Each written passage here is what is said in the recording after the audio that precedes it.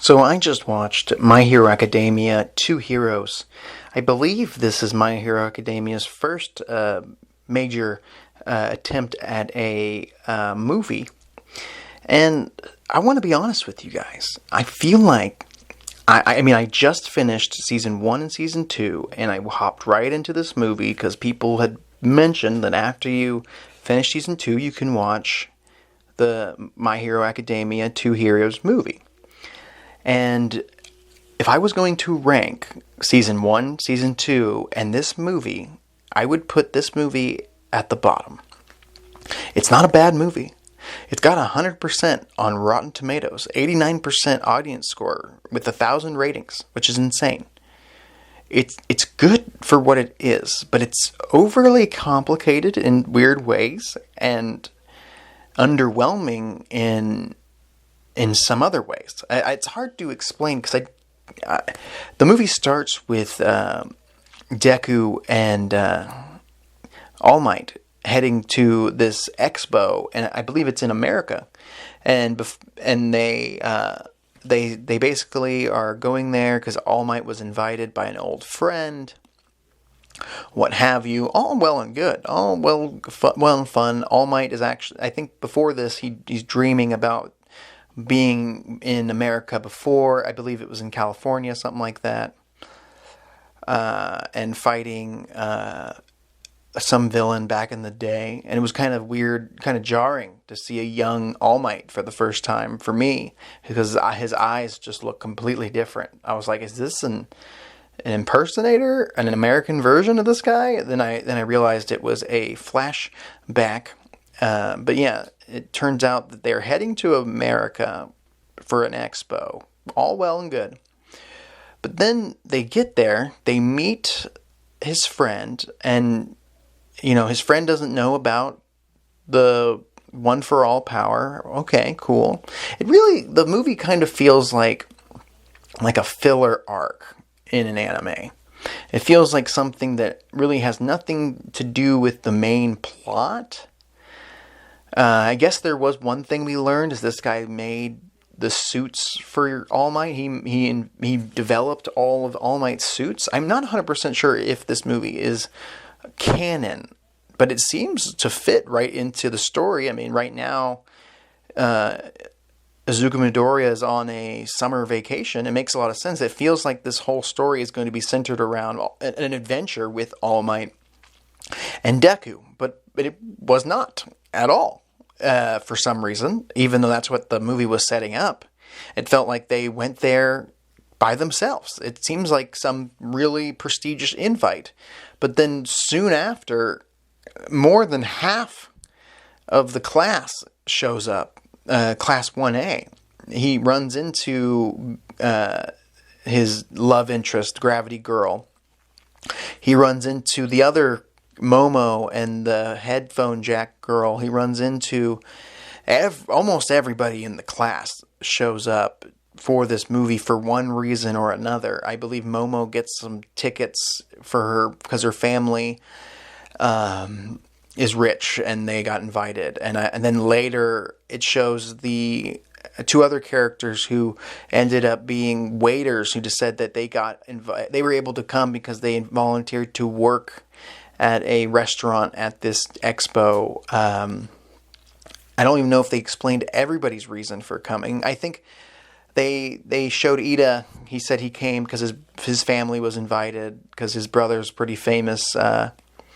He's representing, I believe, Bakugo got invited because he won the tournament. That makes a lot of sense for Bakugo's invitation because he won the tournament. It makes sense for Todoroki to be invited because his dad is the number 2 hero in the world. If All Might got invited, of course he'd be invited. But it really felt forced as hell just to get all these kids into this story when it didn't seem necessary, in my opinion, when they could have just started the movie and said that this was a field trip to this expo, this well-known expo. And then they could have brought the entire class, because later in the movie, they show the remaining members of the class are also there. They are also in the city, or this expo, this giant expo, but they are only shown sparingly. I think they show Birdman and Six Arm Man walking down the street for a split second, for no reason, really. I didn't understand why they even needed to be there, at least before these other kids showed up. Sue and Invisible Girl and whoever was in the room watching everything on TV, they could have gotten away with, okay, these other kids made it because of X, Y, and Z. But because later they show all the other kids just to be like, oh, by the way, they're here. I did not understand that. I understand involving the other students, and I prefer involving the other students because, just a Deku All Might movie sounds fun and it might be been better in the long run to develop their relationship a little bit more away from this large cast of characters. But, the fans want to see Todoroki. The fans want to see Bakugo interact with Deku, being a dick. But he's funny. He's a funny dick. But it just felt so forced and so contrived for no reason whatsoever. And I want to make it very clear. This is a good movie, but it could have been better with some minor changes and still could have ended up in the same place.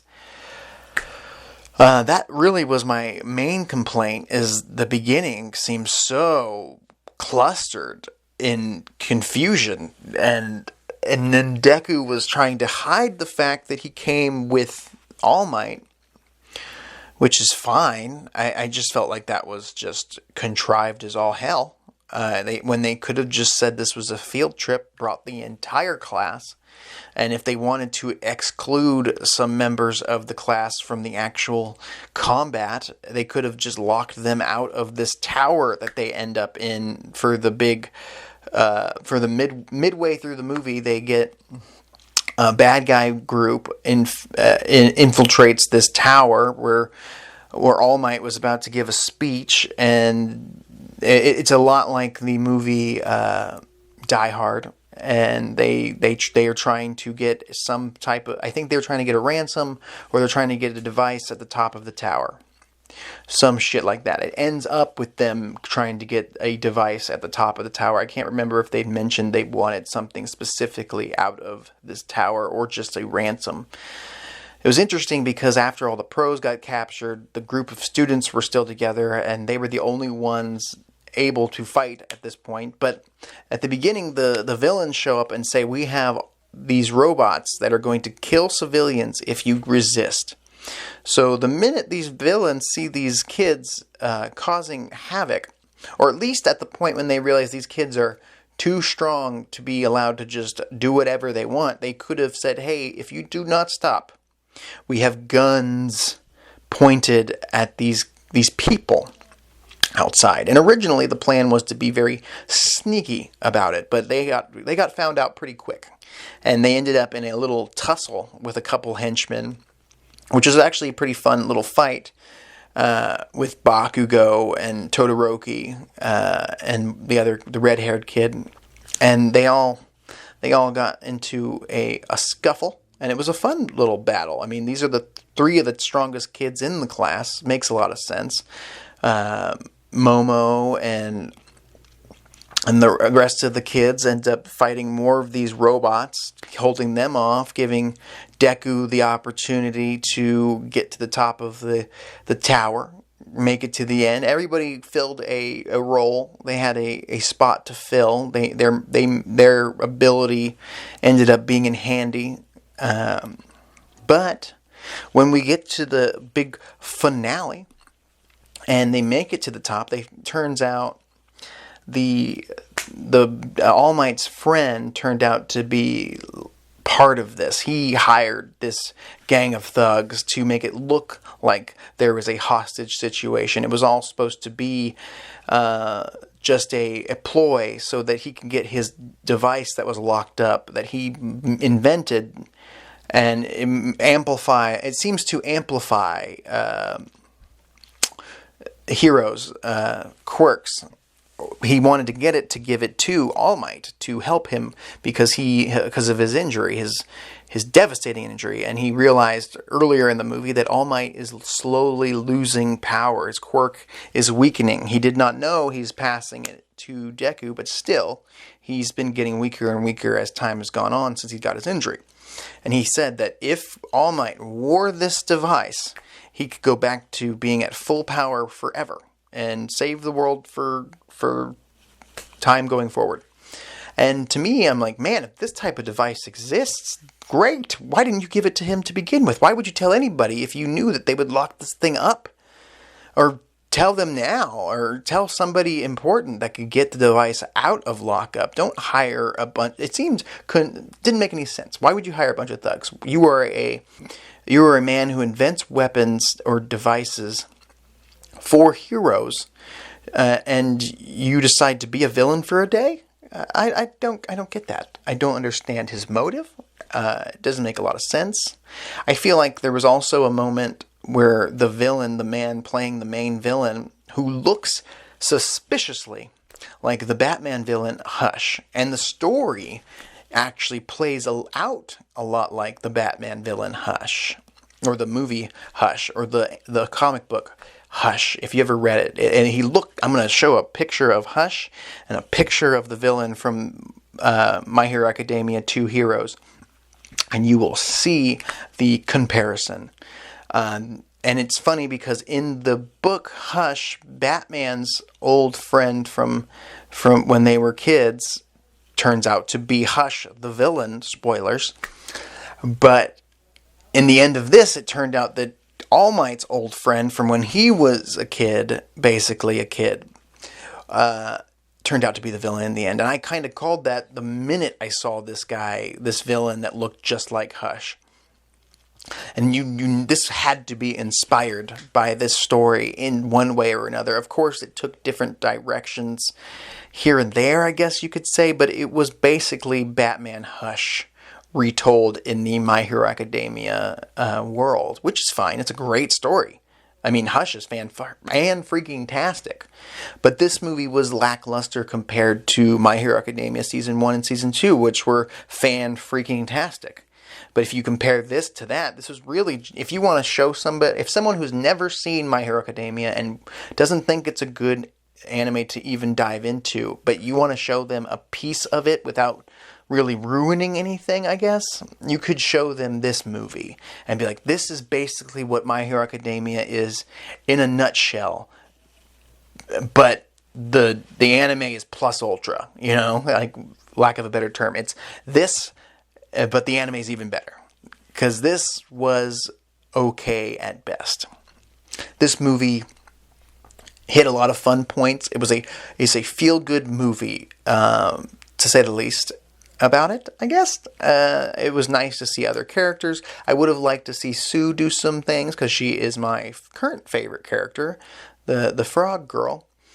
But I mean, I can't say the only thing I could have asked for more was just to smooth this story out so it made a little more sense at the beginning, because it was very convoluted at the beginning. You could have easily just said these kids are coming here on a field trip, or if they want to exclude some characters, they could have said only certain characters who was picked to be who are the top of the class can come. But in the end, most of them ended up there. I think the only one I don't remember seeing was the naval laser fella, which is funny because he is like one of their main, joke characters in the show right now.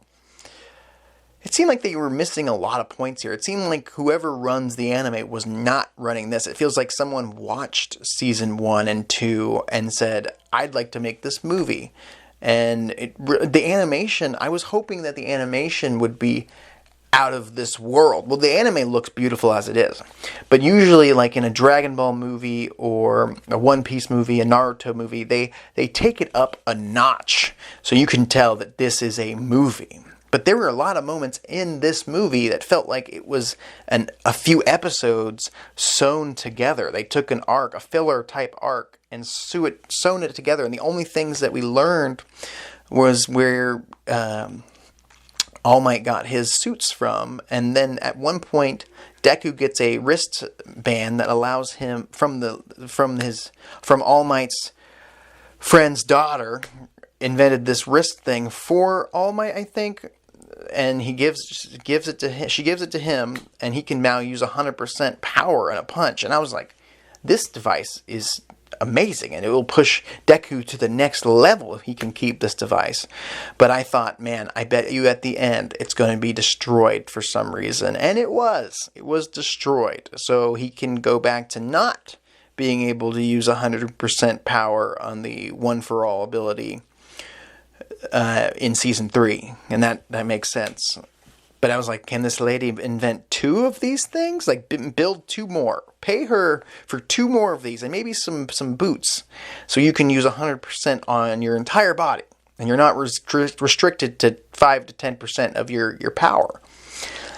The movie ends pretty cool. I mean, you get a double Detroit smash with All Might and Deku. But if they were trying to hide the fact that they are connected in any way, they did this double Detroit smash in front of most of the entire class. They tried to connect the villain with the main villain of the main story right at the very end. All Might looked at him and he's like, why do you remind me, your power reminds me of One for All, or All for One? And he's like, yeah, he told me about you, and he told me to come beat you up, basically, is the whole story. And he had a little bit of the All for One ability in him for no reason. They didn't even have to mention that. He had the device on his head, the amplifier that they wanted to give to All Might. That's all they had to do. But for some reason, they had to mention that he had a connection with One for All, or All for One, whatever you want to call him, the main villain of the current story. But it felt like this movie was just missing a few key points to make it fantastic. And if it just wanted to be a fun time, I'm down for a fun time, but just smooth it out. Look at what you're doing here. Why overthink it? There are parts that just seemed overthought. And there was a big part in the very beginning where they had to show us flashbacks of everything that's happened since season 1 and season 2, which is not necessary, in my opinion. It's like, you don't come to the movie to learn about season 1 and season 2. You come to the movie for a fun adventure with a hopefully badass movie villain. But really, the movie villain he was like a Magneto replica type man, even though he looked like Hush. But he had Magneto's ability. He ate the magnet fruit, and he now can control metal. I don't know. He looked kind of cool, but he was just a Hush version. That he looked like Hush. I'm going to keep saying that. I can't be the first person to ever say this. They kind of stole the Hush story, blended it with Die Hard, and this is what you get in the all My Hero Academia universe. It was a good adventure. I would suggest you should watch it, have a good time, but don't take it too seriously, because they didn't take it too seriously. I'm Mr. Morfetto. If you could please like, share, and comment on this video. If you could subscribe to this channel. If you have any other things you'd like me to review about the My Hero Academia universe, I would love some ideas. I will talk to you later.